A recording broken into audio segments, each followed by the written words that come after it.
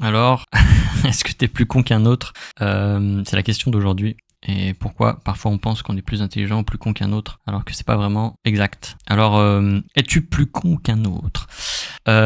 Souvent, la comparaison, en fait, c'est très important et ça aide beaucoup à se situer dans l'espace-temps, en fait.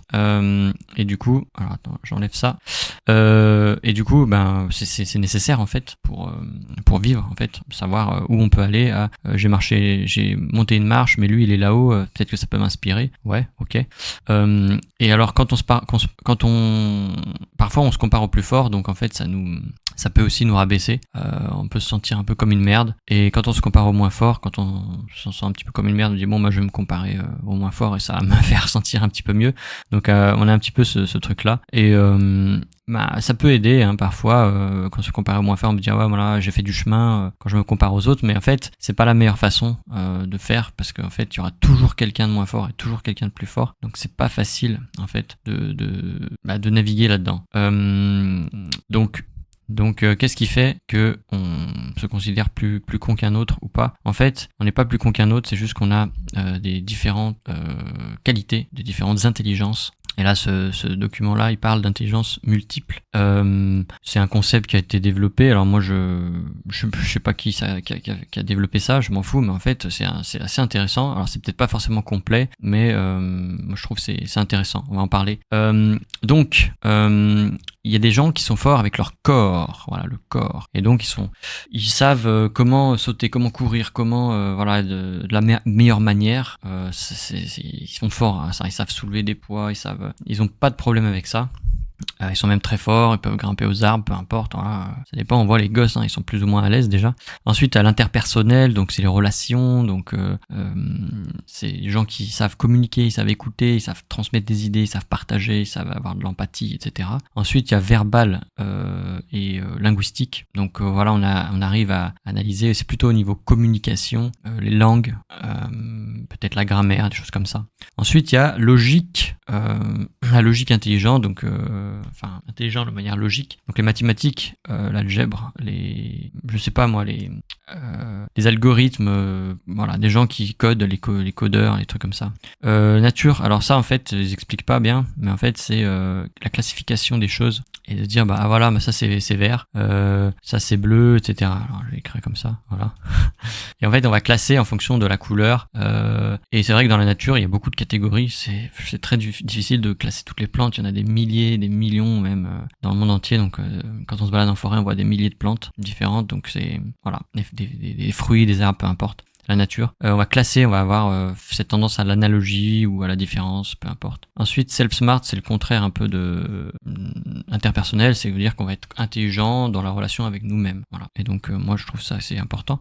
Ensuite, il y a picture smart. En fait, c'est visuel, visio-spatial. Donc là, visio-spatial, c'est plutôt le rapport à l'espace qui est à l'extérieur. Là, c'est plutôt l'espace avec soi-même en fait, donc physique avec soi-même, donc ce que je ressens, des éléments qui m'entourent, enfin voilà, comment je les manipule. Et spatial, c'est en fait comment moi je me déplace dans l'environnement physique en fait. Et donc ça peut être la conception 3D, les architectes d'intérieur, les paysagistes, peu importe, celui qui interagit, celui qui construit, celui qui calcule, qui mesure pour voilà, c'est le visuel, celui qui se déplace, je sais pas moi, un guide de haute montagne, j'en sais rien, des trucs comme ça. Voilà. Et enfin, il y a musical. Alors musical, c'est un peu large, mais c'est le rythme et la musique et la mélodie, et donc c'est plutôt le son et c'est plutôt la vibration, voilà, de manière générale, la vibration sonore. Voilà. Et donc on peut aussi, moi j'ai vu ça, je me suis dit que je pouvais ajouter en fait, classer d'une autre manière et ajouter des filtres. Interpersonnel, c'est très féminin, voilà. Il y a quoi d'autre? Verbal linguistique aussi, c'est très féminin, la communication. De manière générale, les femmes parlent plus et parlent plus vite, et voilà. Donc voilà, logique, ça c'est plutôt masculin. Ça je sais pas, j'ai pas forcément d'avis.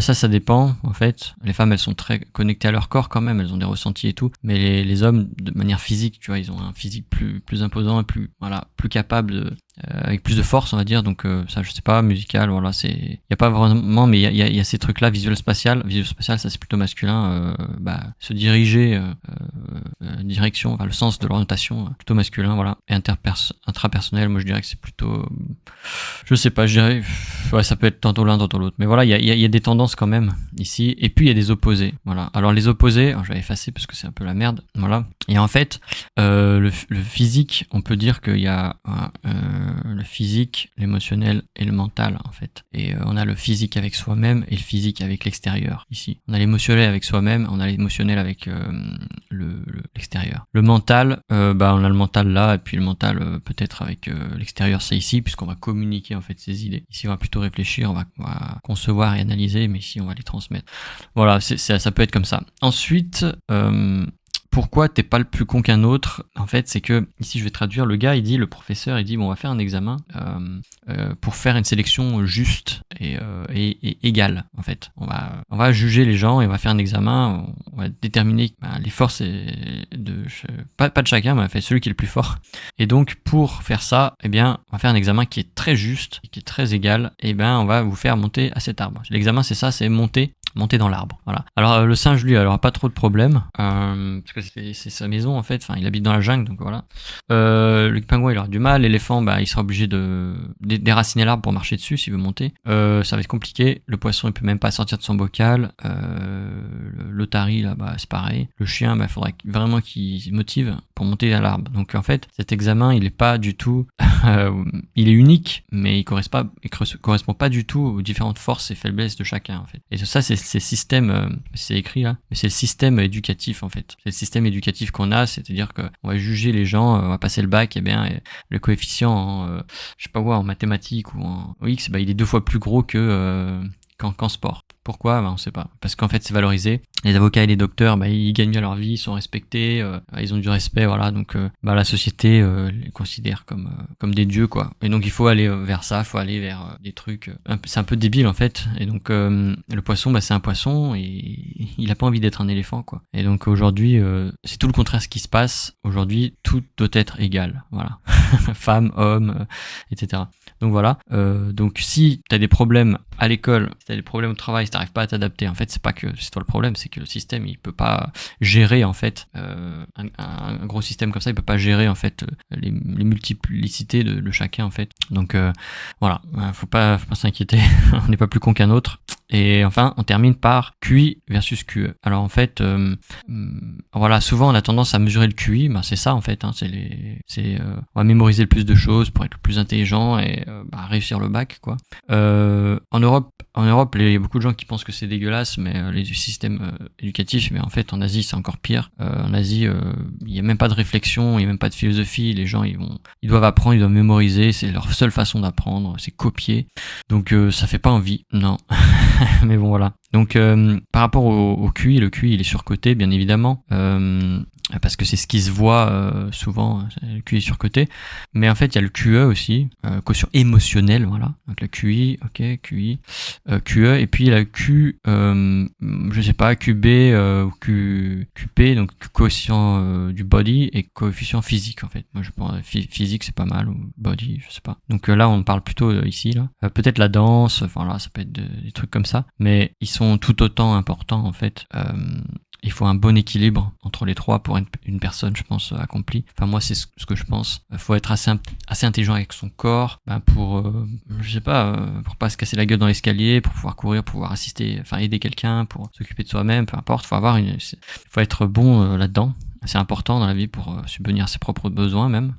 Aujourd'hui, oui, on sait plus chasser, mais bon, c'est peut-être réparer des choses, avoir quand même l'expérience corporelle de pouvoir, je sais pas, faire de la menuiserie, j'en sais rien, des trucs comme ça, charpenterie, plomberie, qui demandent quand même un quotient physique. Un quotient intellectuel, fait comprendre. Oui, il y a des gens qui font de la charpenterie, ils sont cons. Ouais. Ils n'arrivent pas à calculer les trucs et tout. Ouais, mais c'est une tare. Et il y a des gens qui ont pas ce quotient-là, et c'est difficile difficile pour eux de connecter avec les gens, de comprendre ce que les gens ressentent et de comprendre ce qu'ils ressentent eux-mêmes et même de ressentir tout simplement.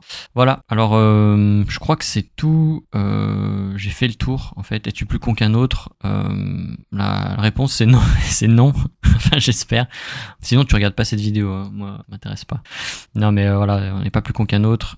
C'est juste des forces, des faiblesses. Faut en prendre conscience. Moi je pense que c'est mon opinion. Je t'invite à réfléchir là-dessus. Voilà, allez à plus.